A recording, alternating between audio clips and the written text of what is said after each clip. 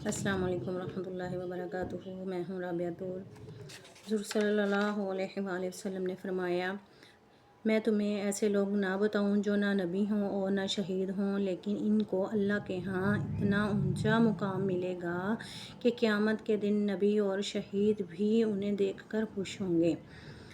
اور وہ نور کے خاص ممبروں پر ہوں گے اور پہچانے جائیں گے۔ صحابہ کرام رضی اللہ تعالیٰ عنہم نے پوچھا،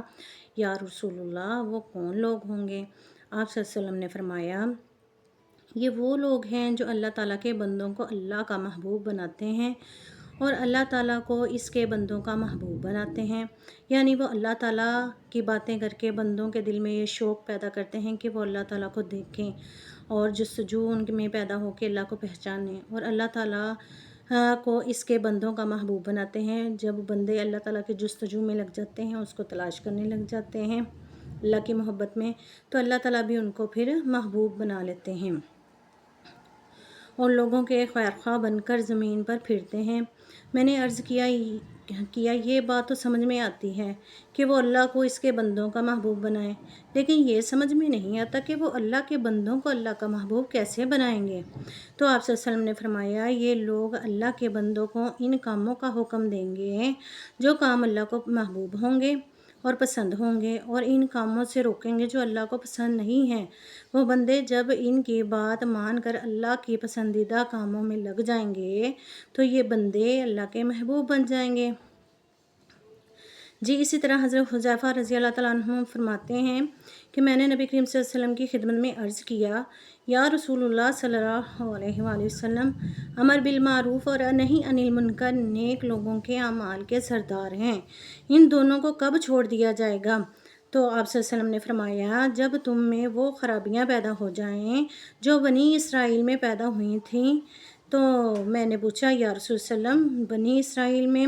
کیا خرابیاں پیدا ہو گئی تھیں؟ تو آپ صلی اللہ علیہ وسلم نے فرمایا، جب تمہارے نیک لوگ دنیا کی وجہ سے فاجر لوگوں کے ساتھ دینی معاملات میں نرمی برتنے لگیں گے اور دینی علم بدترین لوگوں میں آ جائے گا اور بادشاہت چھوٹوں کے ہاتھ لگ جائے گی، تو پھر اس وقت تم زبردست فتنہ میں مبتلا ہو جاؤ گے، تم فتنوں کی طرف چلو گے اور فتنے بار بار تمہاری طرف آئیں گے۔ اسی طرح حضرت معاذ بن جبل رضی اللہ تعالیٰ عنہ فرماتے ہیں کہ حضور صلی اللہ علیہ وآلہ وسلم نے فرمایا، تم اپنے رب کی طرف سے ایک واضح راستے پر رہو گے جب تک تم وہ دو نشے ظاہر نہ ہو جائیں، ایک جہالت کا نشہ اور دوسرا ہے زندگی کی محبت کا نشہ، اور تم امر بالمعروف یعنی نیکی کا حکم دیتے رہو اور نہی عن المنکر یعنی کہ برائی سے روکتے رہو گے، اللہ تعالیٰ کے راستے میں جہاد کرتے رہو گے۔ لیکن جب دنیا کی محبت تم میں ظاہر ہو جائے گی تو پھر تم امر بالمعروف اور نہی عن المنکر نہیں کر سکو گے، یعنی کہ دنیا کی محبت جب تمہارے دل میں آ جائے گی تو پھر نہ تم نیکی کا حکم دے سکو گے اور نہ ہی کسی کو برائی سے روک سکو گے۔ یہ اسی وقت آپ نیکی کا حکم دے سکتے ہیں اور برائی سے روک سکتے ہیں جب اللہ کی محبت آپ کے دل میں ہو، اور اللہ تعالیٰ کے راستے میں جہاد نہ کر سکو گے۔ اس زمانے میں قرآن اور حدیث کو بیان کرنے والے ان مہاجرین اور انصار کی طرح ہوں گے جو شروع میں اسلام لائے تھے، یعنی کہ آخری وقت میں دین اسلام پر چلنا اتنا ہی مشکل ہو جائے گا جیسے کہ ابتدائی اسلام میں تھا۔ وعلیکم السلام۔ اللہ پاک آپ کو اس پر عمل کرنے کی توفیق دیں اور مجھے بھی۔